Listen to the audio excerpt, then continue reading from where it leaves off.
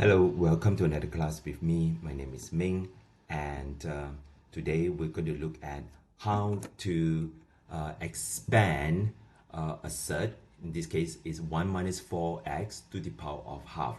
In fact, this particular procedure can be done for all binomial to rational fractions, and we also been given a condition to allow us to guarantee that we can use binomial expansion, that is, in this case, the infinite series actually converges.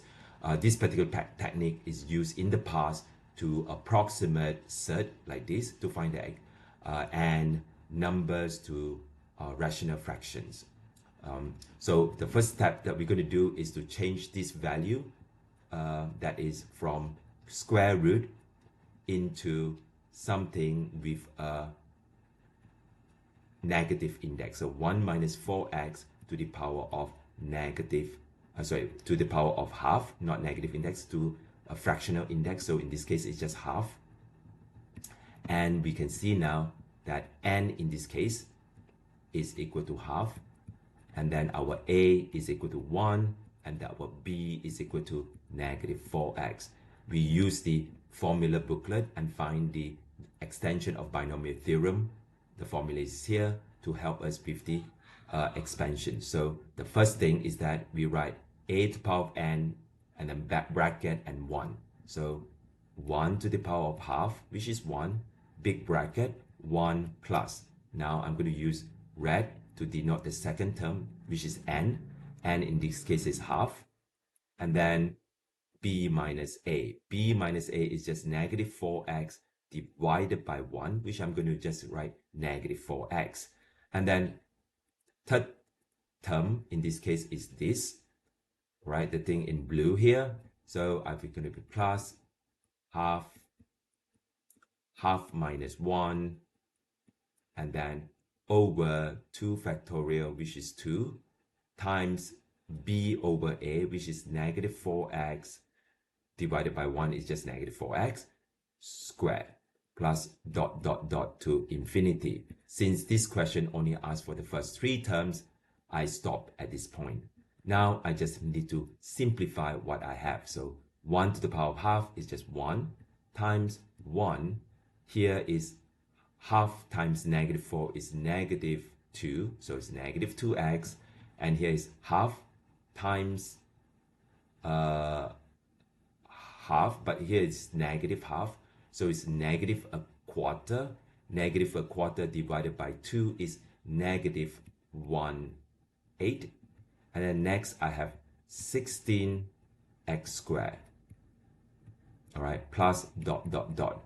So my answer in this case, if you simplify once more, is 1 minus 2x minus 2x squared. So this is for the first 3 terms, all right? And if we want to use this first 3 terms to approximate square root of negative 6, that means we have this, that is set 0.96 to be equal to this with that. So this is 1 minus 4x. So 4x is equal to 1 minus 0.96, so it's 0.04. Therefore, x itself is 0.01. That means in order to approximate the square root of 0.96, I need to put in 0.01 into my x. So that will be like this. So approximately 1 minus 2, 0.01 minus 2, 0.01 square. This is what we're going to do, approximation. So right now, I'm going to erase this part here. So I'm going to put in the calculation here as, let me do this, 1, all right, let me clean this first.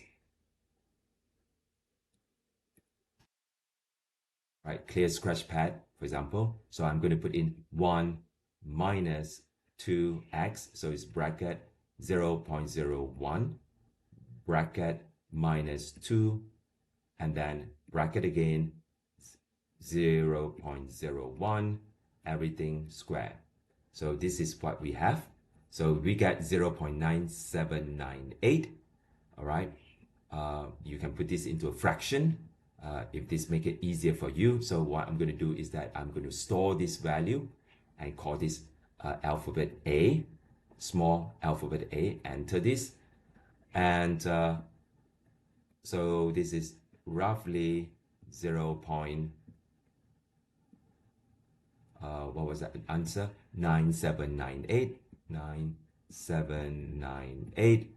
And then for D, this is my C, I need to find the percentage error. So this is going to be absolute of 0.96 minus 0.9798, for example, and then times 100%, and then divided by the square root of 0.96, for example, to get my answer.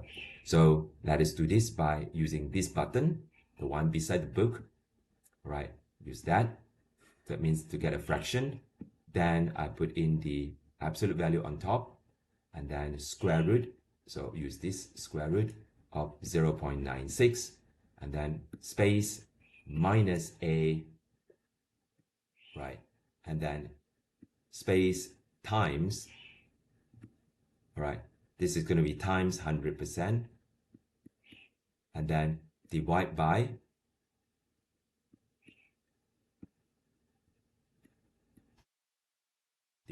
square root again of the original value, 0.96, and then press enter to get 0.00419, which is 0.00419% to 3 significant figures.